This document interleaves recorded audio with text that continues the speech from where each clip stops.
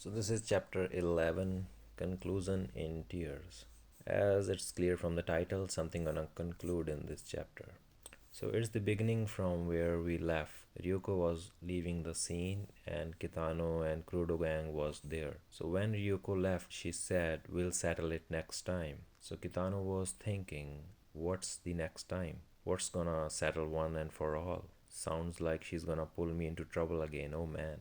So Kitano was thinking that she's gonna put Kitano into trouble and he doesn't know what she wants from him. And the Crudo gang was trying to get Crudo's conscience back. So they were saying, hang in there, Crudo-san. And Kitano also started helping them.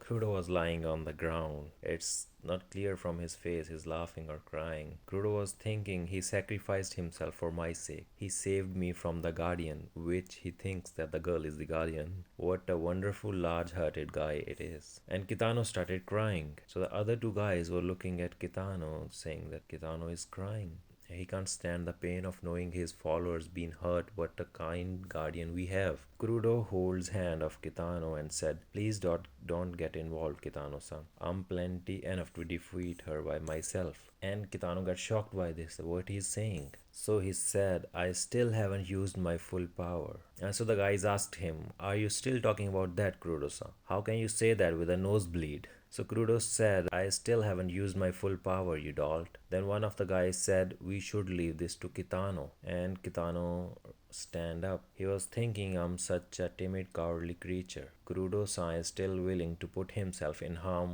So he stand up and said, "It's okay, Kurudo-san. You don't need to hurt yourself for my sake any more than this. I'll take it upon myself to settle this matter with that girl." And Kitano suddenly got this serious emotion on his face, and he really looks scary in this emotion too.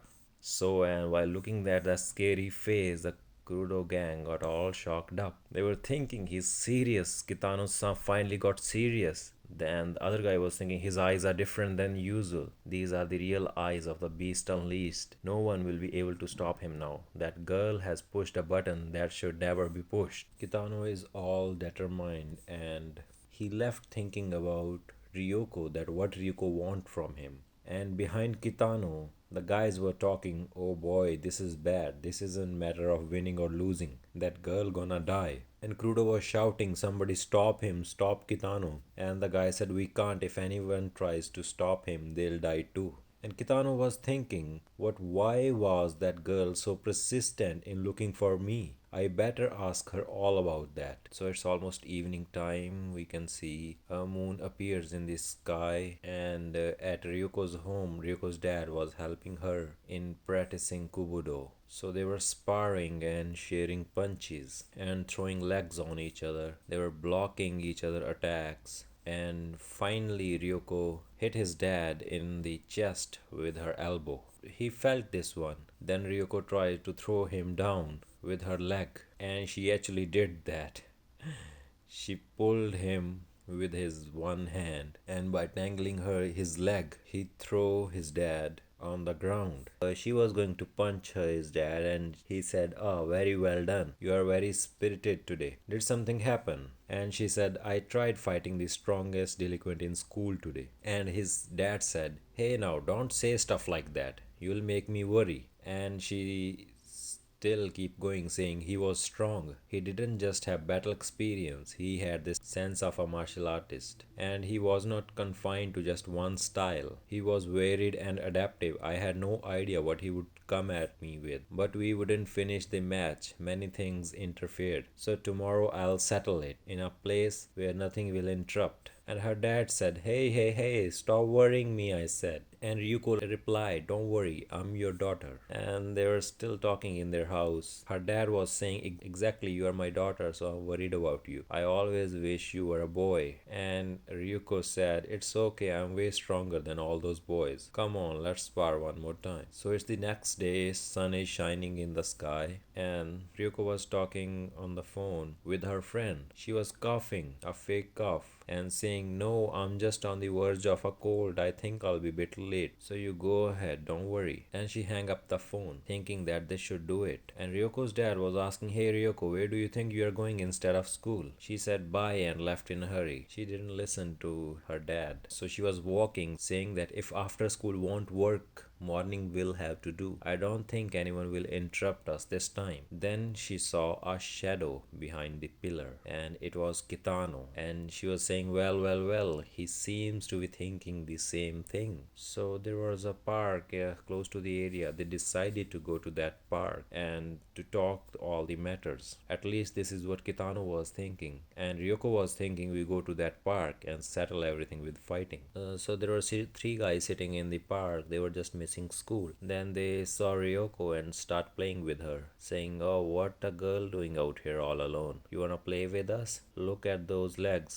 Nice and thin. Hey, let me feel you up." Then they saw Kitano behind Ryoko, and they were saying, "Oh no, Kitano from Hikaiku." They got scared and run away. And they were still saying, "Run for your lives, he'll kill us." So now there was no one in the park, and Ryoko started talking with Kitano. "No one will bother us here. Well, those weirdos may have been here, but for the most part, it's a lonely little park. No one will bother us here. I'm fine today. Nothing like yesterday will happen now. I can fight as well as I know I can." Kitano asked her, "I have been thinking a lot since yesterday, and I'm wondering why are you so fixated on me?" And Ryoko was also thinking that what Kitano is asking her, because Ryoko was not expecting this kind of words from Kitano. But Kitano are still talking. "You attacked me out of the blue. Then you fight three boys, and you even hurt Kurudo-san, who was just trying to help me." And Ryoko was thinking, what is he talking about? Kitano put his hand in the pocket and said, "And I finally understand the reason you attacked me is." And Ryoko was getting alerted that what Kitano is trying to pull. So Kitano moved his hand out of pocket, and it was a coin on his hand, and Ryoko was shocked that what is this?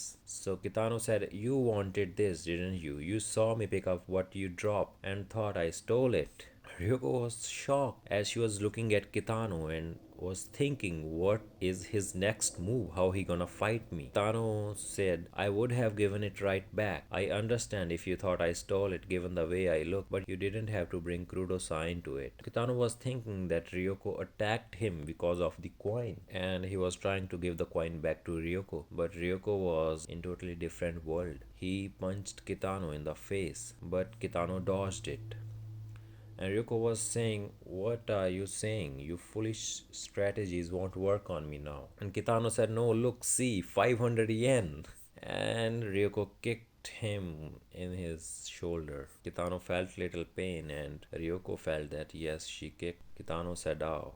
Ryoko was telling Kitano, "I told you these tricks won't work. This is pure fight between martial artists. Now come at me." Kitano was still at pain, and then he looked at Ryoko.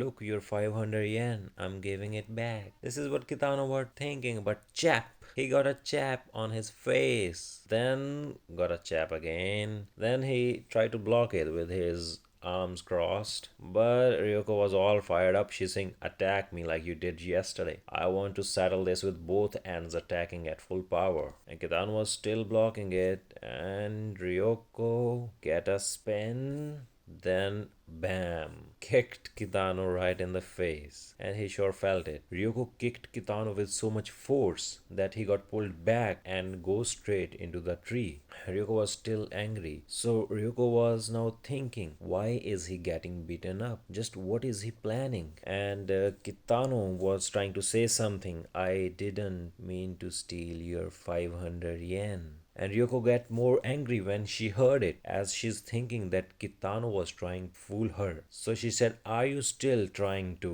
And she was trying to punch him again in the face, and Kitano hold her hand. Now Ryoko got shocked. So now Kitano moved his second hand up in the air, and Ryoko was trying to defend it. She was thinking, a down punch. He got my right hand. I can't dodge. And then you saw Kitano's fierce face and the hand movement like he's really gonna punch Ryoko. And Ryoko was all ready to defend it, and the expression on her face is like she's gonna feel the pain if she get hit by this punch. But Kitano actually moved his hand to put the 500 yen coin on one of Ryoko's hand that he was holding. So he did that, but Ryoko was still trying to defend herself. So finally Ryoko opened her one eye to see what happened, why she didn't got punched, and she saw the coin on her hand. So now she's thinking, what? Why? Why is this even happening? Kitano said to her, "See, I'm giving it back. Do not believe one another and attempt to solve everything with power. Don't you find that so sorrowful as a human?"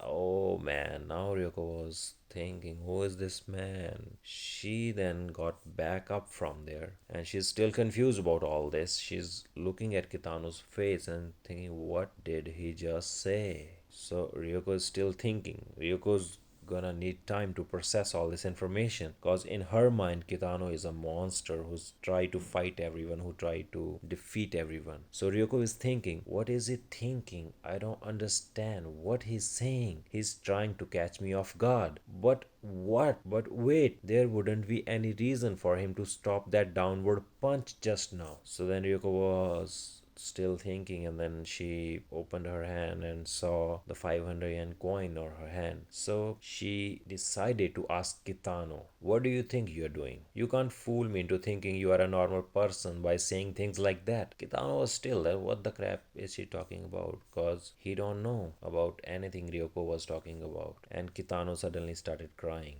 And Ryuko was looking at him, and Kitano suddenly said, "Oh, I'm sorry. I can't believe I'm crying over this. I'm so pathetic. I'm used to not being trusted, but I just felt so disgusted with myself right then." And Ryoko was thinking, you are just a normal person. Finally, Ryoko knows that Kitano is a normal person. Finally. And here the chapter ends. Let's meet again in chapter 12 of Angel Densetsu.